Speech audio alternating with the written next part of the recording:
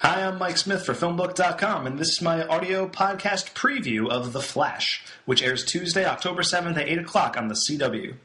Possibly my most anticipated new show of the fall TV season, The Flash premieres on Tuesday with a lot of goodwill coming along with it.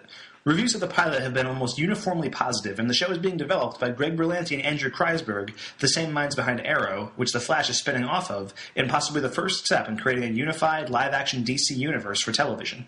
We were first introduced to Barry Allen over the course of 2 episodes in Season 2 of Arrow. As played by Grant Gustin, he played a fun role there, though of course this was pre-Flash powers. The last time we saw Barry, he had been struck by lightning after an experiment with a particle accelerator went wrong, and he's been stuck in a coma ever since. Presumably, the pilot will pick up from where he wakes up.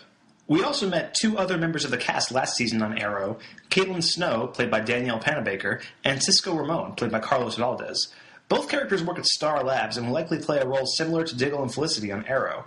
Every good superhero needs an entourage, after all. Otherwise, there are some cool names to get excited about in the cast of The Flash. Tom Cavanaugh plays Dr. Harrison Wells, creator of the particle accelerator, and by extension, The Flash. Cavanaugh has a goofy quality to him that should serve the campy aspect of this role well, and I'll definitely be interested if they end up giving him more dramatic stuff to work with. And in a cool bit of stunt casting, Barry's father is played by John Wesley Shipp, who played the original Barry Allen in the 1990 Flash TV series. What excites me most about The Flash is what I've heard about this show in terms of tone.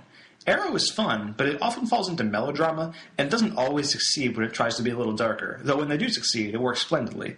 But The Flash seems to be sidestepping that entirely. Rather than go the dark, gritty superhero route, which is so popular with DC Comics these days, The Flash seems to have a good understanding of his title character and will just allow the show to be fun. An upbeat, lighthearted balance to Arrow is perhaps the best possible direction the show could be taken in. What's also really exciting about The Flash is the level of experience its producers now have. As I mentioned earlier, Berlanti and Kreisberg developed Arrow, but when Arrow started out, it was borderline terrible. It got better, though still problematic, in the second half of its first season, and Season 2 was largely a big improvement, but it was rough goings for a while. But now that they've cut their teeth on Arrow, Berlanti and Kreisberg have a chance to hit the ground running, pun very much intended. They figured out what works and what doesn't work in Arrow, and they can apply those lessons to The Flash. I'm also curious to see how the existence of the Flash affects the universe established by Arrow. The Green Arrow is a very real-world superhero, meaning he doesn't have any superpowers, he's just a guy in a hood with a bow and arrow.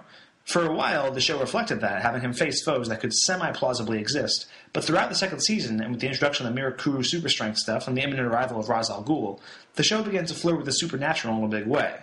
Barry becoming the Flash should have a big impact, and opens the door for pretty much any crazy comic book stuff either show can come up with. Anyway, that does it for me. Thank you for listening to the Flashcast. I'm Mike Smith. If you're listening to this review on YouTube or Daily Motion, please subscribe to our channel, like, and comment in the video below. If you're listening to this review via our podcast on iTunes, please subscribe to our podcast, rate it, and take a moment to give us a review. For more of my thoughts on The Flash and other films and TV shows, check out my work at FilmBook.com or follow me on Twitter at twitter.com/msmithfilmblog. Hope to see you soon.